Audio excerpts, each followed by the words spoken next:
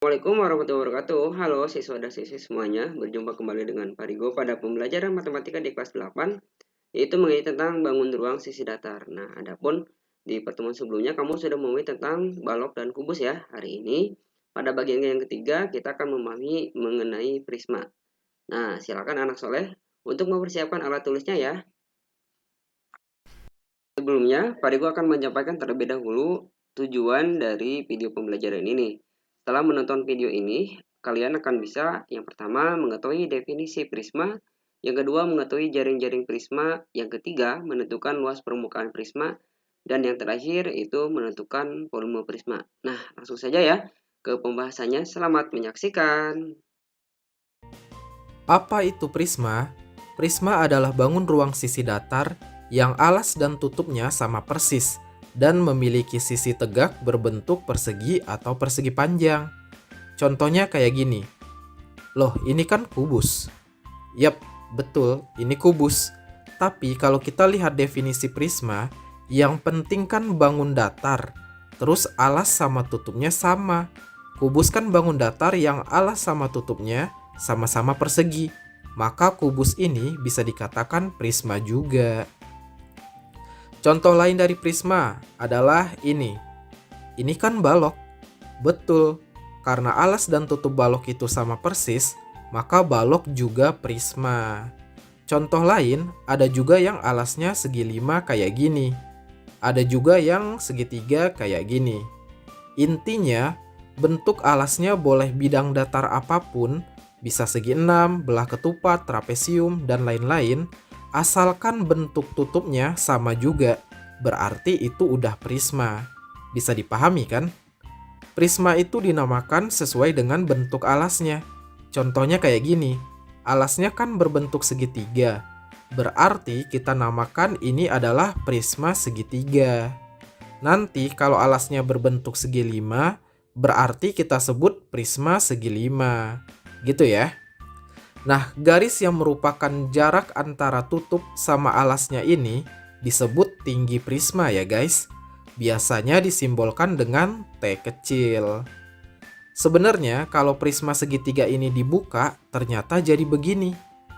Kebayangkan, yang pink ini adalah alas sama tutupnya. Yang putih ini disebut sisi tegak. Sisi tegak merupakan sisi yang menghubungkan alas sama tutupnya. By the way, gambar prisma segitiga yang udah dibuka ini disebut jaring-jaring prisma segitiga. Gitu ya, semoga bisa dipahami. Nah, unsur-unsur pada prisma ini tergantung bentuk alasnya ya. Untuk setiap prisma segi N, maka prisma itu memiliki N plus 2 sisi, memiliki 3N rusuk, memiliki 2N titik sudut, dan memiliki N buah sisi tegak. Oke, supaya paham, kita cobakan ke prisma segitiga di samping. Pertama kita cek sisinya. Rumusnya kan N plus 2. Karena ini segitiga, maka N-nya 3. So, sisinya ada 3 plus 2, sama dengan 5. Benar kan ada 5 sisi? Yaitu sisi alas, tutup, sama 3 buah sisi tegaknya. Next, kita mau cek rusuknya. Rumusnya kan 3N. Berarti 3 kali 3. So, prisma segitiga memiliki 9 rusuk. Kalau mau cek manual, boleh. Berarti rusuknya kan yang ini 1, 2, 3, 4, 5, 6, 7, 8, sama yang ini 9. Cocok kan? Lanjut, kita mau cek titik sudutnya. Rumusnya kan 2N, berarti 2 kali 3. So, prisma segitiga memiliki 6 buah titik sudut. Kalau mau cek manual juga boleh, berarti titik sudutnya kan yang ini 1, 2, 3, 4, 5, 6. Cocok kan? Terakhir kita mau cek sisi tegaknya. Rumusnya kan N doang. Berarti karena ini segitiga, maka N-nya ya 3. So, prisma segitiga memiliki 3 buah sisi tegak. Intinya, sisi tegak itu tergantung berapa banyak sisi pada alasnya. Kalau alasnya segitiga, berarti sisi tegaknya ada 3. Kalau segi 5, berarti sisi tegaknya ada 5, dan seterusnya. Oke, setelah mempelajari ini, Harusnya kalau dikasih prisma segi 6, kalian bisa dong menentukan unsur-unsurnya, ya kan? Luas permukaan dan volume prisma. Luas permukaan berarti luas seluruh permukaan yang menutupi prisma ini. Berarti kalau mau manual, kita cari luas alasnya, lalu ditambahkan dengan tutupnya, lalu ditambahkan dengan luas seluruh sisi tegaknya. Kalau mau pakai rumus jadi begini guys. L yaitu luas permukaan sama dengan 2 kali luas alas, LA ini singkatan luas alas ya, ditambah keliling alas yaitu KA kali tinggi prisma, disingkat dengan T kecil. Biasanya supaya ingat, Pak Beni singkat aja penyebutan luas prisma ini dengan 2 lakat. Oke, nanti Pak Beni jelaskan ya penggunaan rumus ini. Sekarang kita ke rumus volume prisma dulu. Kalau volume berarti sama dengan isi atau kapasitasnya ya. Untuk semua bentuk prisma, rumus volume prisma itu sama aja, yaitu cukup dengan mengalihkan luas alasnya dengan tinggi prisma tersebut. Supaya kalian paham cara menggunakan kedua rumus ini, mari kita praktekkan ke contoh soal. Contoh soal pertama. Ini ada prisma segitiga siku-siku, yang ditanya adalah luas permukaannya. Oke, sebelum menentukan luas permukaan prisma, biasanya Pak Beni langsung cari dulu luas alasnya, keliling alasnya, dan tinggi prismanya, supaya rapih. Oke, kita lihat di soal. Tinggi prismanya udah ada ya, yaitu 8. Sekarang kita cari luas alasnya. Alasnya kan segitiga siku-siku. Ini Pak Beni zoom alasnya ke sini aja. Panjang ini kan 3 cm, panjang ini 4 cm.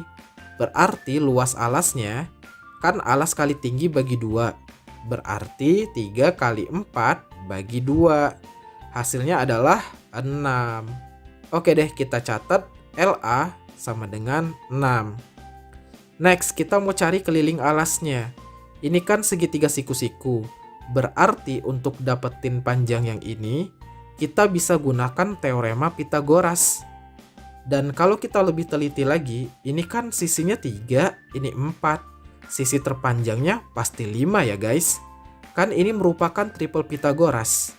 Ingat-ingat aja ya, pasangan sisi triple Pythagoras yang paling umum yaitu pasangan sisi 3, 4, dan 5 ini.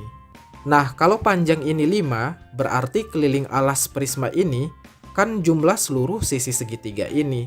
Berarti 4 tambah 3 tambah 5 sama dengan 12. Oke deh, kita catat KA sama dengan 12. Baru deh kita masukin informasi ini ke dalam rumus luas permukaan prisma. L sama dengan 2 kali LA. LA-nya kan 6. Ditambah KA-nya 12 kali T-nya 8. Lanjut, L sama dengan 2 kali 6 itu 12. Tambah 12 kali 8 itu 96. Berarti L sama dengan 12 tambah 96 sama dengan 108. Karena ini luas, maka satuannya adalah sentimeter persegi. Bisa dipahami kan? Contoh soal kedua. Ini ada prisma trapesium sama kaki. Yang ditanya adalah luas permukaannya. Oke, sebelum menentukan luas permukaan prismanya, kita catat dulu informasi penting. Ini alas trapesiumnya, Pak Beni zoom ke bawah sini ya. Katanya AB itu 6, BC sama dengan AD sama dengan 5. CD-nya 14. AE sama dengan 15. AE ini berarti tinggi prismanya ya guys. So kita catat T sama dengan 15. Sekarang kita cari luas alasnya.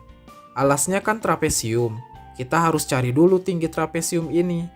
Panjang dari sini sampai sini kan 6. Berarti panjang dari sini sampai sini juga 6 kan?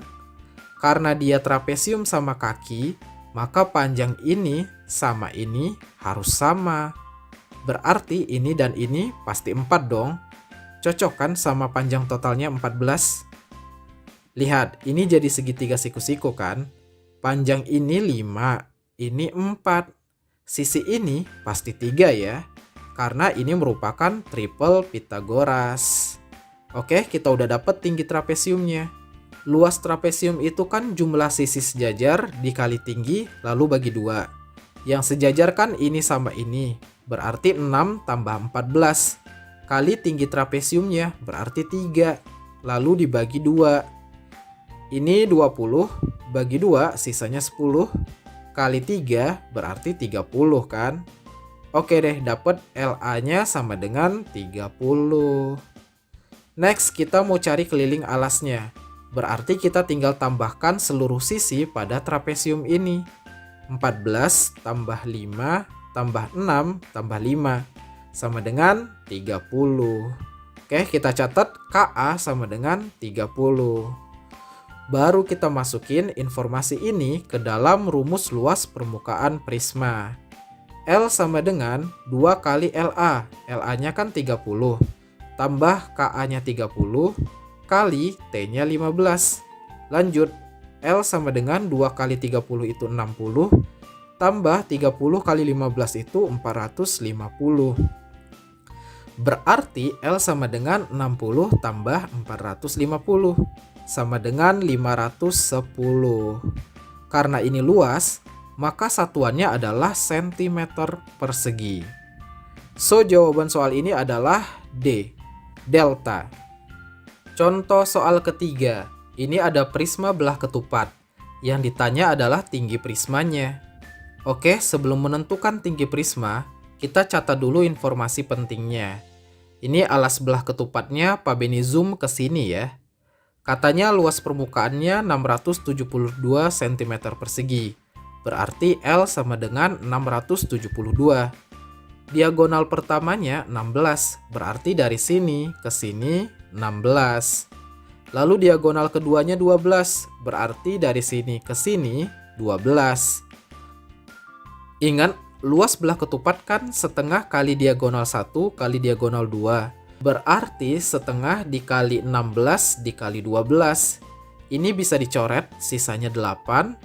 12 kali 8 itu 96. Oke deh, kita dapat LA-nya 96. Next, kita mau cari keliling alasnya. Kalau panjang dari sini ke sini 16, berarti dari sini sampai ke tengah aja itu kan 8. Kalau dari sini sampai sini 12, berarti dari sini ke tengah itu 6. Maka berdasarkan teorema Pitagoras, ini pasti 10 ya guys. Kalian hitung sendiri ya Pitagorasnya, pasti bisa. Lanjut, berarti karena ini belah ketupat, semua sisinya pasti 10. So, kelilingnya adalah 10 tambah 10 tambah 10 tambah 10. Sama dengan 40. Oke deh, kita catat KA-nya sama dengan 40. Baru kita masukin informasi ini ke dalam rumus luas permukaan prisma. L-nya 672 sama dengan 2 kali LA. LA-nya kan 96. Tambah KA-nya 40 kali T. Lanjut, 672 sama dengan, ini jadi 192 tambah 40T. Kita atur posisinya menjadi 40T sama dengan 672 dikurang 192. Berarti 40T sama dengan 480. Sehingga T sama dengan 480 dibagi 40. Hasilnya 12. Sehingga tinggi prisma ini adalah 12 cm. Bisa dipahami kan? Contoh soal keempat. Ini ada prisma belah ketupat. Yang ditanya adalah volume prisma. Oke, kita catat dulu informasi pentingnya.